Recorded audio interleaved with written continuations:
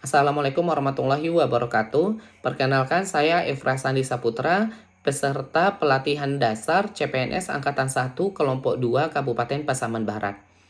Pada kesempatan ini saya akan membahas tentang penghormatan terhadap lambang-lambang negara Republik Indonesia, ketaatan kepada peraturan perundang-undangan, serta kesadaran terhadap kerukunan dan persatuan kesatuan bangsa. Saya mulai dengan penghormatan terhadap lambang-lambang negara Republik Indonesia.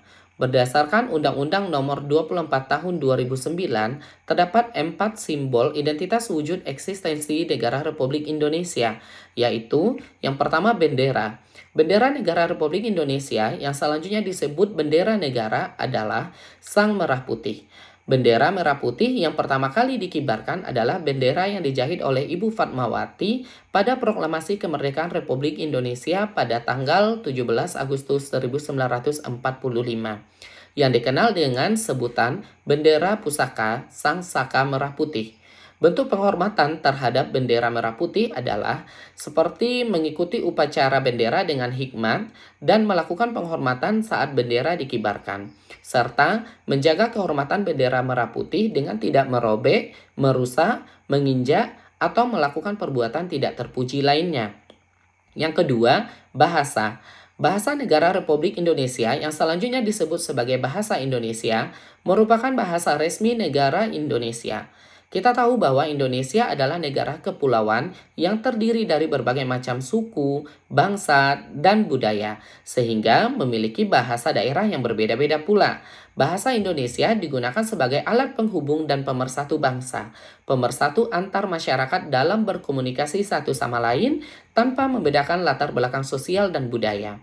Bentuk penghormatan terhadap bahasa Indonesia adalah makna dalam menggunakan bahasa Indonesia dan menggunakan bahasa Indonesia sebagai sarana komunikatif sesuai dengan konteks sosial, agama, budaya, pendidikan, dan lingkungan dimanapun kita berada. Yang ketiga, lambang negara. Lambang negara Kesatuan Republik Indonesia adalah Garuda Pancasila yang kepalanya menoleh lurus ke arah kanan, perisai jantung yang digantung dengan rantai pada leher Garuda dengan semboyan Bhinneka Tunggal Ika yang ditulis pada pita yang dicengkram oleh Garuda Pancasila. Garuda memiliki sayap yang masing-masing berbulu 17, ekor berbulu sebanyak 8, pangkal ekor berbulu sebanyak 19, dan leher berbulu sebanyak 45. Bentuk penghormatan terhadap Garuda Pancasila adalah kita harus menanamkan nilai-nilai Pancasila dalam kehidupan kita sehari-hari. Yang keempat, lagu kebangsaan. Lagu kebangsaan adalah lagu resmi yang menjadi simbol suatu negara yang digunakan sebagai ekspresi untuk menunjukkan rasa nasionalisme dan patriotisme terhadap negara. Lagu kebangsaan yang menjadi lagu negara Kesatuan Republik Indonesia adalah lagu Indonesia Raya yang diciptakan oleh W.R. Supratman. Penghormatan yang dapat kita lakukan terhadap lagu kebangsaan adalah dengan menunjukkan rasa hormat dengan berdiri tegak saat lagu ini dinyanyikan. Baik, saya akan membahas materi yang kedua, yaitu ketaatan kepada peraturan perundang-undangan. Ketaatan kepada peraturan perundang-undangan adalah kepatuhan warga negara dalam mentaati peraturan yang telah dibentuk dan ditetapkan oleh lembaga yang berwenang.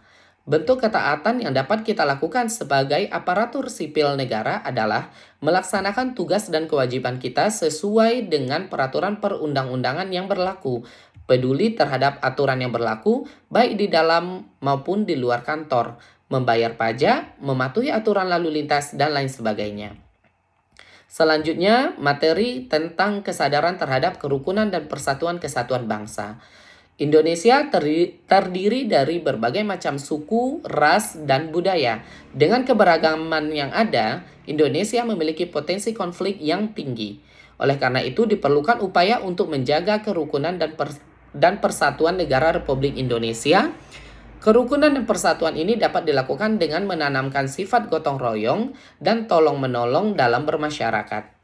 Tidak melakukan perbuatan yang dapat memecah persatuan seperti rasisme, kemudian saling menghormati sesama warga negara yang memeluk agama atau kepercayaan yang berbeda. menghargai perbedaan pendapat, saling menghormati antar teman sejawat, baik dalam unit kerja, instansi maupun di antar instansi. Baik, sekian pemaparan materi dari saya. Terima kasih. Assalamualaikum warahmatullahi wabarakatuh.